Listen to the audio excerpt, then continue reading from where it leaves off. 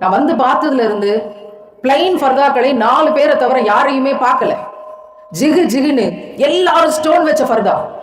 நான் வீட்டை விட்டு வெளியே என் வாசப்படியை தாண்டுகிற போது என்னுடைய உடலை நான் யாருக்கும் அழகாக காட்ட மாட்டேன். என்னோட ஷேப் தெரிய வேண்டாம், என்னோட உடல் யாருக்கும் அழகாக தெரிய வேண்டாங்கிறதுக்காக போடுற ஃபர்தா எப்படி அழகானதாக இருக்க முடியும்? ரசூலுல்லாஹ் சொன்னாங்க, 1400 வருஷத்துக்கு முன்னாடி சொன்னாங்க. எங்களுக்கு என்ன இந்த காலம் அவங்களுக்கு தெரியுமா? மதரசாவில் படிக்கக்கூடிய பிள்ளைகள் டிசைனர் ஃபர்தா போட்டிருக்காங்கன்னா மதரசாவினுடைய ஆசிரியர்கள் போட்டிருக்காங்க. பள்ளியில் பாடம் நடத்தக்கூடிய ஆசிரியர்கள் போட்டிருக்காங்க. முழுக்க முழுக்க ஸ்டோன்ஸ். நமக்கு எங்கே இருந்தது தைரியம் வந்தது? நாம் என்ன இஸ்லாமிய கல்வியை கற்றோம்? எல்லா சமூகத்து பிள்ளைகளுக்கும் சென்று பாடம் நடத்துகிறோம். வெளியிலே செல்லும் போது அலங்காரத்தோடு செல்லாதீர்கள் என்று இன்றைக்கு ரசூலின் உம்மத்துகளிடம் இதை சொல்ல வேண்டி வந்திருக்கிறதே என்று அத்தனை மனக்குமுறல். அலங்காரத்தை வெளியில் காட்டாதீர்கள்னு 2.5 மாசம் தொடர்ந்து பிரச்சாரத்தை, வீடு திரும்பாத பிரச்சாரத்தை செஞ்சோம். இங்கேயும் வந்து அதை பேச வேண்டியிருக்கேன்னு எனக்கு வைத்தறிச்சல். ஆனா வேற வழி இல்லை. நான் அல்லாஹ்வுக்காக பேசுறேனே தவிர, ரசூலுல்லாஹ்வுக்காக இந்த வேலையை செய்கிறோமே தவிர, இவர்கள் என்ன நினைப்பார்கள், அவர்கள் என்ன நினைப்பார்கள், அதுக்காக நாங்க செய்யல. நீங்க அவார்டை வாங்கிட்டு நடந்து போறீங்க, ஃப்ரண்ட் ஓபன் ஃபர்தா விட்டுருக்கீங்க, நீங்க என்ன ட்ரெஸ் போட்டிருக்கீங்கன்றது முதற்கொண்டு அத்தனையும் தெரிகிறது. எங்கே இருக்கிறது? இதை நாங்கள் பேசும்போது பல விமர்சனங்கள். கல்கத்தாவில் ஒரு பெண் மருத்துவர் எப்படி கொலை செய்யப்பட்டார்? கடந்த சில ஆண்டு ஆகஸ்டுகளுக்கு முன்னால், அந்த ஆகஸ்ட் தேதியை நம்ம மறந்துட்டோம். அவரோட போஸ்ட்மார்ட்டம் ரிப்போர்ட்டை பற்றி நான் மேடையில் பேசும்போது சில ஆண்கள் சொல்லி அனுப்புகிறார்கள் எங்கள் சகோதரிகள்கிட்ட. அந்த போஸ்ட்மார்ட்டம் ரிப்போர்ட் அவங்க விளக்கப்படுத்தி சொல்லும் போது எங்களுக்கு எல்லாம் ரொம்ப கூசுது, எங்களால கேட்க முடியல. அதனால வேற டாபிக் பேச சொல்லுங்க. அல்லாஹ்வையும் ரசூலையும் பற்றி சொல்லி வெளிச்சத்தை கேட்பதற்காகத்தான் நாங்க மேடைக்கு வர்றோமே தவிர இதை பற்றி எல்லாம் கேட்பதற்காக இல்லை. இந்த சமூகத்தில் பெண்கள், நீங்களும் நாங்களும் பேசிக்கொண்டு விழா நடத்துகிற இந்த நேரத்தில் 13 பெண்கள் பாலியல் வன்கொடுமையால் இந்த நாட்டில் பாதிக்கப்படுகிறார்கள். இதை கேட்க கூச்சப்படுகிற நீங்கள் எப்படி ரசூலின் சிறந்த உம்மத்துகளாக இருக்க முடியும்? நாங்கள் பேசுவோம், பெண் பிள்ளைகளை பாதுகாப்பதற்காக இன்னும் நிறைய பேசுவோம். இங்க அரங்கத்தில் முக்காவாசி சேர் எல்லாம் காலியா கிடக்கு. இந்த சேர்லாம் நிரம்பி வழிகிறதுக்கு இங்க என்ன நடத்தணும்? ஒரு ஃபர்தா, டிசைனர் ஃபர்தா ஸ்டால் போடுறோம்னு சொல்லி பாருங்க, இந்த அத்தனை சேர்களும் நிறைஞ்சிருக்காதா? தோடு விக்கிறோம், பாசி விக்கிறோம், ஐஸ்கிரீம் விக்கிறோம், ராட்டம் சுத்துறோம்னு சொல்லி பாருங்க, இந்த அத்தனை சேர்களும் நிறைந்திருக்காதா? எதை தேடி ஓடிக்கொண்டிருக்கிறோம்? பேசுறதுக்கு பயப்பட வேண்டியதா இருக்கு, சொல்றதுக்கு பயப்பட வேண்டியதா இருக்கு. அன்பு மகள் அனிதா 2017ஆம் ஆண்டு 1176 mark, maths, physics, chemistry, biology எல்லாத்தையும் அவுட் ஆஃப் 200. வீட்டுல கழிப்பறை கிடையாது, தாழ்த்தப்பட்ட சமூகம்ங்கிற முத்திரை. 3/4 மணி நேரம் போகணும், டாய்லெட்டை தேடி போகணும். நான் ஒரு காட்டுக்கு 10th ஃபர்ஸ்ட் ஊரே சேர்ந்து கொண்டாடிச்சு. 12th 1176 மார்க் வாங்கி எனக்கு டாக்டர் சீட் கிடைக்கல, நீட் காரணத்தினாலும் தற்கொலை செய்து இறந்து போனால் என்று இந்த சமூகம் சொல்லுகிறது. இதுக்கு மேல என்ன வாங்கணும் டாக்டர் சீட் கிடைக்கிறதுக்கு? வெளியே வர்ற டாக்டர்களுக்குள்ள நீங்க என்ட்ரன்ஸ் வைக்கணும், நீங்க நல்ல மருத்துவரான சோதிக்கிறதுக்கு.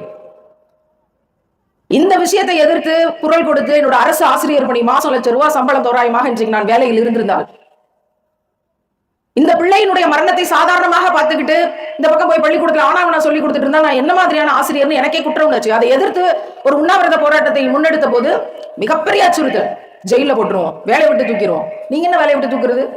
அப்போது நான் முஸ்லீம் ஆகல, ஆனால் யாருக்கும் அடிமையாக இருக்க முடியல. இந்த வேலை தானே அதுக்கு காரணம். நான் ரிசைன் பண்றேன். ரிசைன் பண்ணிட்டு இன்றைக்கு வரைக்கும் தொடர்ந்து பிள்ளைகளுக்காக பணி செய்யக்கூடிய பாக்கியம், அதன் பிறகுதான் இஸ்லாம் எனக்கு கிடைத்தது. இறைவன் தந்த இந்த உலகத்தின் ஆகச்சிறந்த பாக்கியம். வேலை பெருசா தெரியல, என்னோட பிள்ளைகளோட உயிர் பெருசா தெரிஞ்சது. இங்க கல்வி என்ற பெயர்ல என்ன நடக்குது? ஸ்டேட் போர்ட்ல கொஞ்சம் வசதி கம்மியா இருந்தா ஸ்டேட் போர்ட்ல படிங்க, கொஞ்சம் வசதி கூட இருந்தா மெட்ரிகுலேஷன்ல படிங்க, இன்னும் கொஞ்சம் கூட வசதியா இருந்தா சிபிஎஸ்சில படிங்க, இன்னும் கொஞ்சம் கூட வசதியா இருந்தா ஐசிஎஸ்சி இன்டர்நேஷனல் சிலபஸ்ல படிங்க.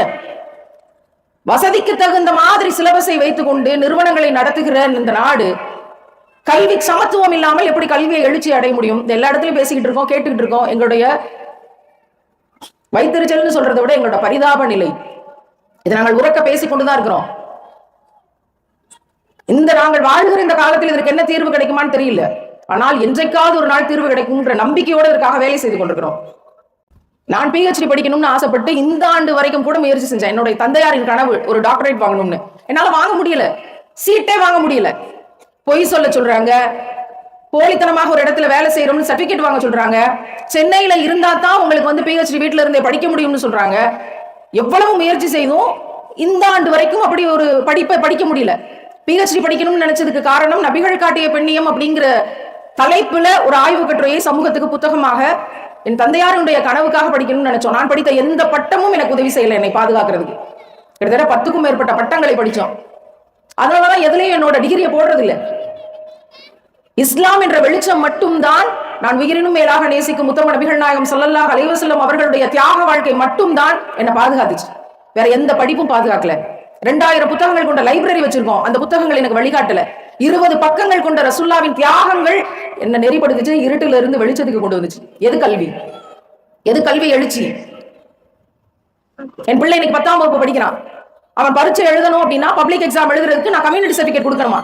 இஸ்லாத்துல என்ன கம்யூனிட்டி? இஸ்லாத்துல என்ன சாதி? தலையில இருந்து பிறந்தா, இறைவனோட தலையில இருந்து பிறந்தா, காலில இருந்து பிறந்தா கேவலமான சாதி, தலையில இருந்து பிறந்தா உயர்ந்த சாதின்னு சொல்லி கேவலப்படுத்துற இடத்துல இருந்து சாதி இல்லை அப்படின்னு புறக்கணிச்சு இஸ்லாத்துக்கு வந்தோம். இஸ்லாத்துக்கு வந்த பிறகும் என்ன கம்யூனிட்டி சர்டிபிகேட், இஸ்லாத்துல என்ன சாதி இருக்கு எங்களுக்கு தெரியலையே அப்படின்னு கேட்கும்போது, இஸ்லாத்திலையும் கம்யூனிட்டி சர்டிபிகேட் இருக்குது. எல்லா முஸ்லிம்களும் பிசி தான், பேக்வேர்டு. எந்த விதத்துல நான் பேக்வேர்டு? நான் கேட்ட கேள்வி, எந்த விதத்துல நான் பேக்வேர்டு? படிக்கலையா?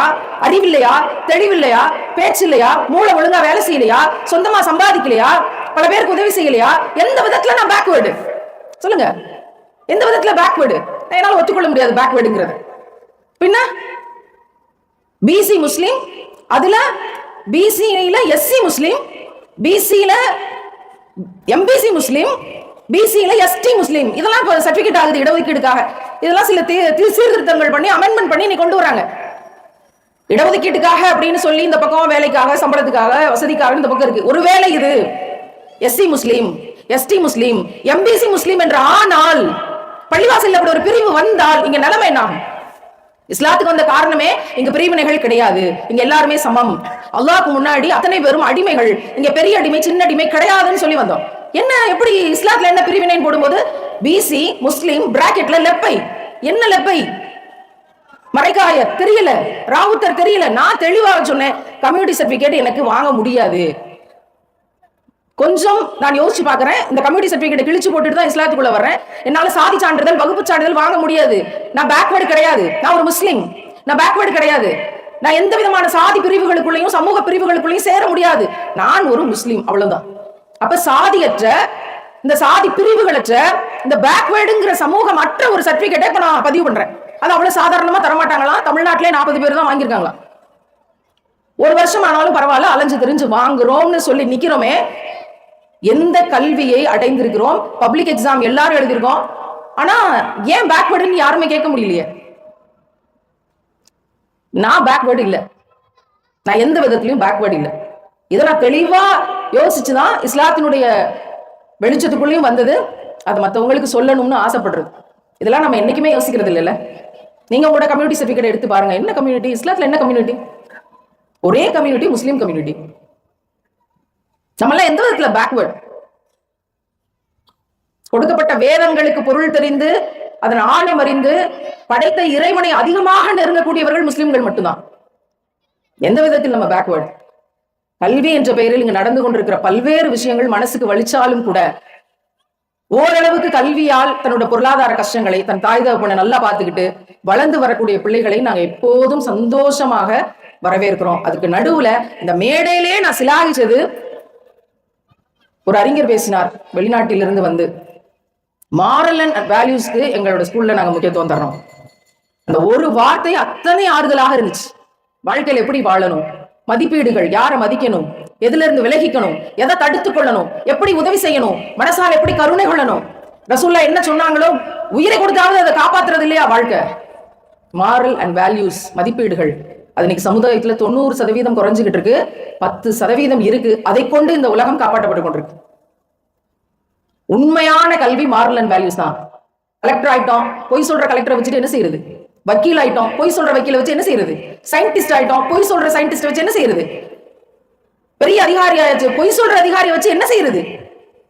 லஞ்சம் வாங்குற அதிகாரிகளை வச்சு என்ன செய்யறது? மாரல் அண்ட் வேல்யூஸ் இல்லாத கல்வி அறியாமைக்கு சமம். அதை விட இன்னும் மோசம். அறிஞ்சு செய்யறவன், அறிஞ்சு தப்பு செய்யறவன் இன்னும் பெருசா சிறப்பா செய்வான். இந்த சமூகம் நிறைய படிக்க தொடங்கி விட்டது. உள்ளூர்ல படிச்சா அது பெரிய சிறப்பில்லைன்னு நினைக்கக்கூடிய அளவுக்கு மூட நம்பிக்கை வளர்த்து வச்சிருக்கோம். பாத்தீங்களா? இவ்வளவு மார்க்க கல்வி இருக்கிற இடத்துல வட்டி இருக்கலாமா? இவ்வளவு மார்க்க கல்வி இருக்கிற இடத்துல ஏழைகள் பசித்து இருக்கலாமா? இவ்வளவு மார்க்க கல்வி இருக்கிற இடத்துல விபச்சாரம் இருக்கலாமா? இவ்வளவு மார்க்க கல்வி இருக்கிற இடத்துல ஒரு கணவன் குடிச்சிட்டு வந்து மனைவியை அடிக்கலாமா? இவ்வளவு மார்க்க கல்வி இருக்கிற இடத்துல விதவைகள் இருக்க முடியுமா? 25 வயது நம் தலைவருக்கு அன்னை கதீஜா அவர்களுக்கு 40 வயது, 15 வயது மூத்த பெண்மணி, 2 திருமணம் நடந்து விதவையாக நிற்கிறார்கள். அழகா பேசி திருமணம் முடிச்சு, இந்த உலகத்திலேயே அழகிய தம்பதிகள் அவங்க 2 பேரும் தான். இந்த சுண்ணத்தை ஃபாலோ பண்றவங்கள விரல் விட்டு எண்ணிரலாம் உலகத்துல. 25க்கும் 40க்கும் ஒரு விதவையை திருமணம் செய்யக்கூடிய ஒரு இளைஞன், முதல் திருமணமாக அப்படி செய்யக்கூடியவங்க. நம்ம எல்லாத்தையும் பல்லு விளக்குறதுல இருந்து டாய்லெட் போயிட்டு வர்ற வரைக்கும் எல்லாத்தையும் சுண்ணத்து பாக்குறோமே. விதவைகளை திருமணம் செய்கிறதுல இங்க சுண்ணத் செய்கிறவர்களோட எண்ணிக்கை மிக குறைவு. பெண்கள் முன்னேற்றத்துக்காக ஓடிக்கொண்டு அழுது கொண்டு இன்னைக்கு விதவைகளுக்காக உதவிக்கரம் பூண்டுகள்னு இந்த 2 பிள்ளைகளும் அப்படிதான் நிக்கிறாங்க தனியா. அவங்களுக்காக உதவிக்கரம் பூண்டுகள்னு ஆரம்பிச்சு இன்னைக்கு அதை கொண்டு அவர்கள் செய்ய நினைப்பது ஏழைகளுக்கு சோறு போடணும். நான் ரொம்ப ஆச்சரியப்பட்டேன். இது கல்வி. என்னமா படிச்சிருக்கேன்னு கேட்டா நான் பள்ளிக்கூடத்தையே தாண்டலன்னு சொல்றேன். ஒரு பெரிய படிப்பு ஆளுமை சுயநலமாக வாழ்றதுக்கும் பள்ளிக்கூட படிப்பையே தாண்டலன்ற ஒரு பெண் நான் உழைச்சு ஏழைகளுக்கு சோறு போடணும்னு நினைக்கிறது ஒப்பிட்டு பாருங்கள். எது கல்வி? மாரல் அண்ட் வேல்யூஸ் தான் கல்வி. ஆண்களை கொண்டு ஆண்களுக்கு பயான் நடத்துங்கள், பெண்களை கொண்டு பெண்களுக்கு பயான் நடத்துங்கள், ஆண்களை கொண்டு ஆண்களுக்கு மோட்டிவேஷன் டாக் கொடுங்கள், பெண்களை கொண்டு பெண்களுக்கு மோட்டிவேஷன் டாக் கொடுங்க. ஆண் ஆசிரியர்கள் ஆண்களுக்கு கற்பிக்கட்டும், பெண் ஆசிரியர்கள் பெண்களுக்கு கற்பிக்கட்டும். இந்த மாதிரியான எத்தனையோ இடையூறுகளை தாண்டி தான் ஒரு பெண்ணாக இருந்து கொண்டு இந்த பிரச்சாரத்தை செய்து கொண்டிருக்கிறோம். கண்ணுக்கு தெரியாத எத்தனையோ நல்ல சகோதரர்கள். இன்னைக்கு எனக்கு முன்னாடி பேசின சகோதரரோட பேர் எனக்கு தெரியல, ஆனால் அவர்கள் பேசும்போது கண்ணில் கண்ணீர் தண்ணி வந்துச்சு. அந்த தகுதியெல்லாம் எங்களுக்கு இருக்கா இல்லையான்னு தெரியாது. இறைவன் தான் தீர்ப்பளிப்பவன். எவ்வளவு நேசத்தோடு துவாவோடு நம்மை அறிமுகம் செய்கிறார் ஒரு சகோதரர். இதுவரைக்கும் பார்த்தது இல்லையே, இதுவரைக்கும் தெரியாதே. எத்தனையோ கண்ணுக்கு தெரியாத சகோதரர்களுடைய துவா, அதுதான் பெரிய கல்வி. அந்த கல்வியை அடுத்த தலைமுறைக்கு சொல்லிக் கொடுக்க நாம் என்ன செய்ய போகிறோம்ங்கிறதுலதான் கல்வி எழுச்சி இருக்கு. இங்க இருந்தா நாங்கெல்லாம் வந்தோம், இந்த சத்தத்துல இருந்து தான் வந்தோம். அப்ப பாங்கு சத்தத்தை கேட்கிற போது என்ன கத்தி கொண்டு இருக்காங்க, அக்பர்னு படத்துல படிச்சோமே அவரையே கூப்பிட்டுக்கிட்டு இருக்காங்க, ஒரே சத்தமா கிடைக்கேன்னு பாங்கு சத்தத்தை நான் 8ஆம் வகுப்பு படிக்கிற போது அப்படித்தான் ரியலைஸ் பண்ணேன். மொட்டை மாடியில இருந்து பாடம் படிக்கிற போது இந்த சத்தம் எனக்கு இனிமையாக இருந்துச்சு. அப்போ தாளம் தட்டி படிச்சோம். நான் இன்னைக்கு உட்கார்ந்து இந்த 43 வயதுல பேசும்போது எனக்கு இந்த சத்தம் பிடிக்கல, இறைச்சலாக கேட்குது. இறைவன் இருட்டில் இருந்து என்னை வெளிச்சத்துக்கு கொண்டு வந்தான், அதனால அதை ரியலைஸ் பண்ண முடிஞ்சது. இதுதான் கல்வி. இந்த கல்வியை எப்படி அடுத்த தலைமுறை பிள்ளைகளுக்கு கொண்டு போய் சேர்க்கிறது? நீங்க நல்லா படிச்சு கலெக்டர் ஆகணும்னு சொல்ற அதே நேரத்துல நீங்க படிக்கிற வயசுல லவ் பண்ணாம காதல்ங்கிற பேர்ல சீரழியாம உங்களோட ஹார்மோன்களுக்கு பதில் சொல்லி உங்க லட்சியத்தை அடையணுங்கிற எஜுகேஷனையும் சேர்த்து சொல்லி தர வேண்டியதா இருக்கு. எல்லார் கையிலையும் போன் இருக்கேன், அதை ஹராமாக பயன்படுத்தாமல் ஹலாலாக பயன்படுத்து அப்படின்னு சொல்லி தர வேண்டியதா இருக்கு. போன் இல்லாமல யார் வாழ முடியாது. அதுலயே QR கோட் கொடுத்துறாங்க பாடத்துல, இந்த போயமா இதுல ஸ்கேன் பண்ணி படிச்சுட்டு வாங்க அப்படின்னு. அதை ஹலாலாக பயன்படுத்துவது எப்படின்னு மிகப்பெரிய பாடங்கள் தேவைப்படுகின்றன. ஆசிரியர்களை பற்றி மிகுந்த கவலையில இருக்கிறோம். நாங்க சட்டியில இருந்தா தானங்க அகப்பையில வரும். நான் கருணை கொண்டிருந்தாலும் நான் பாடம் நடத்துற பிள்ளைகளுக்கு கருணை டிரான்ஸ்பர் ஆகும். ஆசிரியர்களிடமிருந்து அறிவு மட்டும் கடத்தப்படுவதில்லை, அவங்களோட கேரக்டர், பிஹேவியர், கருணை, அவங்க நற்பண்புகள் எல்லாமே கடத்தப்படுது. ஒருவேளை அந்த டீச்சர் நெகட்டிவ் கேரக்டரா இருந்தா நிலைமை என்ன ஆகும்? தமிழ்நாட்டுல மட்டும் எத்தனை ஆசிரியர்கள் போக்சோல மாட்டிருக்காங்க தெரியுமா, ஜெயில இருக்காங்க தெரியுமா? எனவே கல்வி எழுச்சி என்பது மாரல் அண்ட் வேல்யூஸுடன் கூடிய, தாய் தகப்பனை மதிக்கக்கூடிய, அவங்க மேல கரிசனப்படக்கூடிய, எப்படி நல்லா படிக்கிறதுங்கிறது போக எப்படி நல்ல பிள்ளையா இருக்கிறதுங்கிறது தெரிஞ்சாலே படிப்பெல்லாம் தானா வரும். அந்த விஷயம் நம்முடைய ரசூலுல்லாஹ்வினுடைய தியாக வாழ்க்கையில இருக்கு. அதை நம்ம ஃபாலோ பண்ணா, பேரண்ட்ஸ் ஃபாலோ பண்ணா, பேரண்ட்ஸ்ல இருந்து வர டீச்சர்ஸ் ஃபாலோ பண்ணுவாங்க, டீச்சர்ஸ் ஃபாலோ பண்ணா டீச்சர்ஸோட ஸ்டூடெண்ட்ஸ் எல்லாம் ஃபாலோ பண்ணுவாங்க. இதான் விஷயம்.